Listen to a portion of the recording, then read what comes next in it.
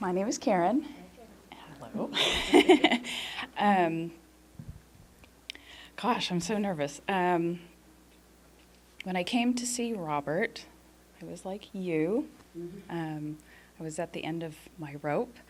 I have been diagnosed with body dysmorphic disorder. I don't even like to think of the term because I don't like to label myself, but and major depression and anxiety. And anyway, you want to help define what the Body dysmorphic disorder is it's a cognitive problem. You look in the mirror and your thoughts are you don't see yourself the way you are.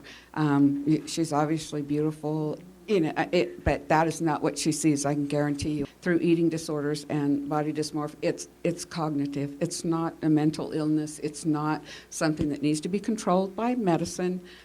Don't let any psychiatrist hear me say that, but if you change the way you think, that it will change how you feel about yourself. Yeah. But it is a very real condition. To her, it's the same as, Right. if her face were I don't know what she is That's dysmorphic exactly, about, but yeah. is it the face? Yeah. Yeah, it's like her face could have 3 eyes or something. Yeah. It's horrible. And Right. like I said, we all see how beautiful she is, but Yeah. I'm sure it's difficult for her.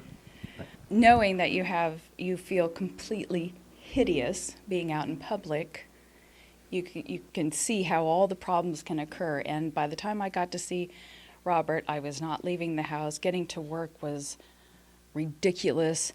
I wasn't able to focus and talk to people at work. It was a new job. I mean, it was just out of control.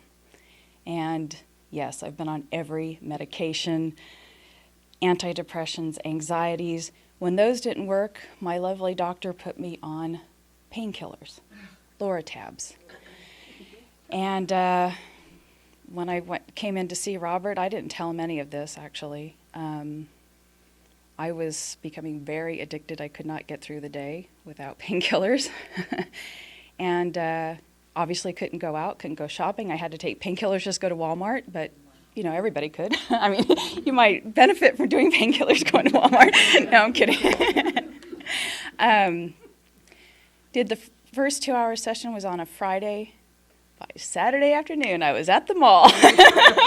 I swear to you, this is no joke. And I was driving home, and I always get that clamping around my throat. I haven't been able to breathe. And I remember driving home and going, I can breathe. This is the clearest I can breathe. And I went to the mall the next day, and I bought me some new pair of shoes. I mean, that was just major. I went by myself. I wasn't shaking and sweating, and I didn't have this fear like everyone was staring at me. It was gone. Coming up here is a whole different thing because I've never been on, I won't even take pictures. And so being videotaped right now this is pretty huge. Guess I need to tap on that. So I'm off all medications. I didn't tell you. Yeah, just right after that week, within a week, I stopped all my antidepressants, anxieties. I was going through bottles of Tylenol. I just stopped everything within a week and never felt any kinds of withdrawals. And I just wanted to share with you one other thing that was very poignant to me. When you're feeling this horrible and hate yourself, you don't really have the will to live. And I'm still working on that, but like you, I spent maybe a little bit longer time inpatient. And I just have never felt that, oh my gosh, I'm here for a reason. I want to live. And I think it was 2 weeks ago, I went to a Blazers game with a friend. And right next to me was this little old lady. She was all wrapped up. She was probably about 85 years old, all wrapped up, and she just looked miserable. And I looked at her, and my little hand, this hadn't happened yet. My little hand just went right up here, and in my hand, and what crossed my mind was, I want to live, I want to live, I want to live. And it just was like, wow. And that's so far.